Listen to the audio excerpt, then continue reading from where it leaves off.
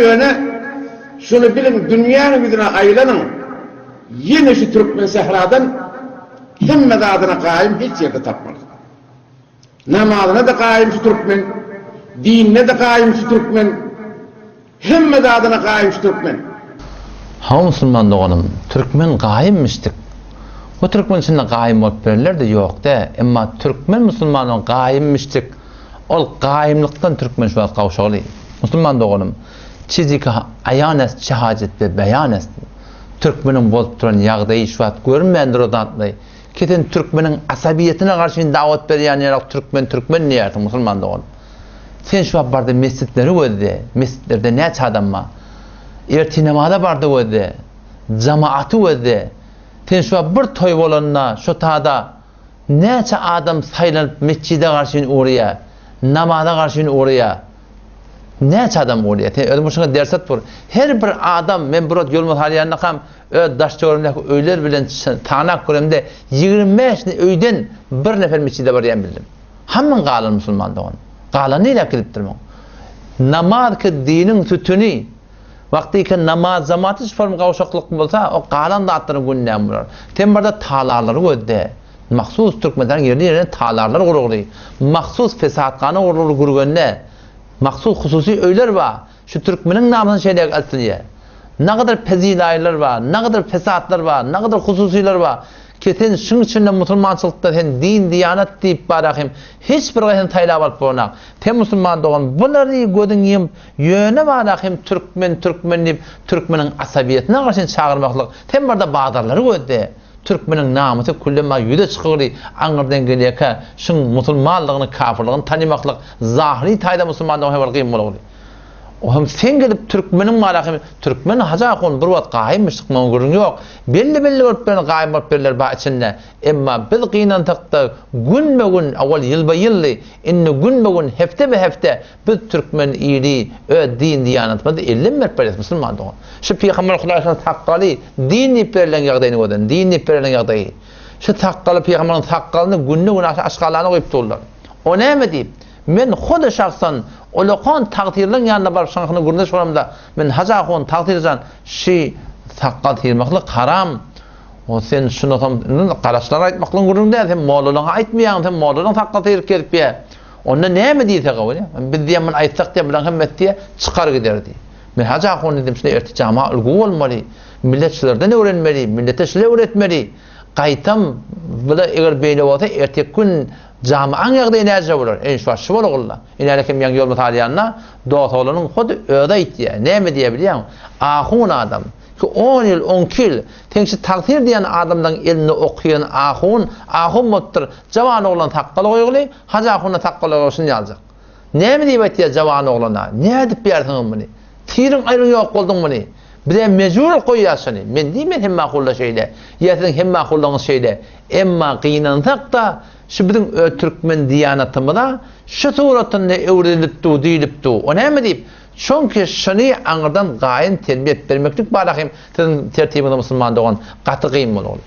Katı kıyım olur. Hatta sen şu an şu namaz zamanın kavuşamaklarına kim sebep Müslüman doğan?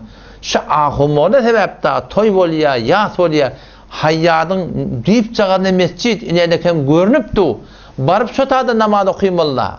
Emma yok şu tada alanakın bir ahunatın bir öğretçe, şu tada cemaat ediliyor, o tada mescid boşlatı. Şeyle burada da şeriatta nerede icada var? Peygamber Huda Aleyhisselam Abdullah Mektum radıyallahu anh kör adam gelip soranına ya Resulallah şeyle bana cemaattan kalmakla icada var mı? Önce icada verip soram ne mi? Adan eştiyen hava ya Resulallah. Adan eştiyen mısın icada yok deyip köre icada vermektir Peygamberimiz namaz cemaattan kalmakla. Deyip başarıya mısın? Öldüğünde daşça göreceksin bilen ya oğlan uşan bilen cemaat eda demektir şu an Müslüman doğun. Peygamberimiz öyüne atlayacak deyiptir. O bir adamlar ki adan çekilip duha şu tada mescide gelmeyen adamdan Peygamberimiz öyüne atlayacak deyiptir Müslüman doğun. Nerede icada var mescitten kalmakla? Kim ettiyesin? Nerede kim? Adı ahun Peygamberin tellesi başında takkal engegünde doğanlı mensuplar geyiptir. Nerede kim şimdi ahun etti. O ham sen şu tada şabır kep aydasan ya çık kaydatan şolun üstüne cemaate varmalıyım. İndi iyidinden hümmürde hümmür doğruyu nettiyen vehhabi oluyor. dogry netýän tondura bolýar, dogry netýän ýerinden gönden çürýärler. Ol egledip duran adamlar da näme? O da dogry barahym peýgamber alyp barýan ýolýarlyk üçin.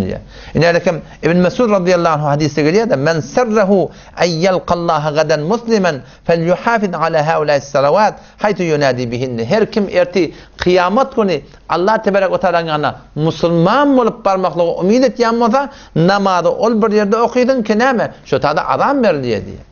Adan aydılyan yerde namaz okuymalı cemaati. Fe innallaha Teala şer'a li nebiyyikum sallallahu aleyhi ve sellem sunanen huda. Sizin diye peygamberinize Allah tebarek ve teala bir hidayet yolları koydu. O şu hidayet yollarından da näme? Bir şu diye namaz cemaat şu deyiptir. Eger siz falani şeyle öýünde namaz okuýar diýip siz öýde namaz okuýsaňyz, onda siz peýgamberiň ýoluny terk eden adam, we eger siz peýgamberiň ýoluny terk etseňiz, siz gomrah bolarsyň diýip de peýgamberimiz. Meger peýgamber Huda aleyhisselam bize olgu demeşin hakynda. Şu öz hayatında, ahir hayatında ölecek ol berikada iki koltuğundan adam gelip tüylenip berakin mescide gelipdir. Ayyaşamağa tana olgu demi. Kur'an'dan edip beri namaz cemaatın ehmiyetini. Ama bunu millet bilenak, millet kimin senden bilmeli, Müslümanın bizim senden bilmeli. Ama birisi bet ulguğul olmaklık bilen, bet emelilemiz bilen, hakikati aytmasılığımız bilen malahim ne kadar camian galat fıkhine bir sebep olur Müslümanın. Cami'a ters sürmeklerine bir sebep olur. Erti kıyamet tuni Allah tebarek ve teala bir keşfe saq deyip bir Huda teala bir has bir tecelli etsin. O zaman şonna awwal ahir adamdan ta ahir noktaya kıyamata tamam insanlığın şu tada Allah tebarek bir secde-i umumiye davet verecek. Adam atadan ta ahir noktaya kıyamata meydan-ı mahşer kullu zemin sap bolugly hem adamla hele erkek şuda jygyrlamygyl Allah tebarek ve teala şu tada secde etmeklige destur verecek. Şonna kafirlere kafir Heki adam musulmanları ki namaz, cemaate, mescid çağırılıp duqa barmadık adamlar ola da kafirlayalak detsen biller taktab olup şu taada secde edip bileceklerdi. Ne mi derekli? Namaz cemaattan kalan derekli.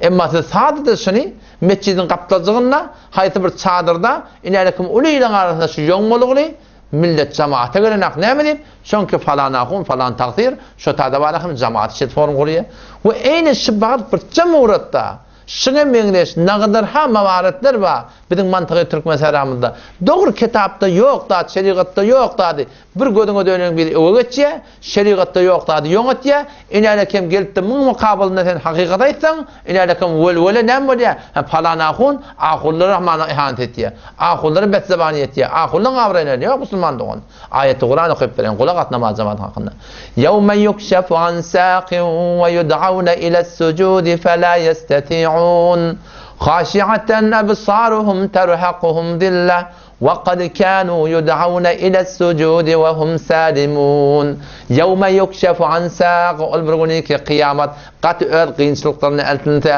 ويدعون إلى السجود تمام إنسانları heleler erkekler Adam'a tadanta ahirin noktayı kıyamet hem insanları secde karşında sürülecek فَلَا يَسْتَتِعُونَ secde edip bilmeler şolar diye خَاشِعَةً أَبْصَارُهُمْ gözleri etekte terhakuhum dille yüzleri kapkara katı bir zillet olur katı bir zillete mubtala bolugly ve ne deyip zillete mubtala boldur Adam musulmanlarda secde edip diye وَقَدْ كَانُوا يُدْعَوْنَ إِلَى السُّجُودِ قَدْ onlar avval dünyada secdeye karşı namaz cemaate karşı çağırılıyorlar وَهُمْ سَالِمُونَ salim olup gelmeyediler diye. Kimin hakkında gelipdir? Namaz cemaate gelmeyen adamın hakkında.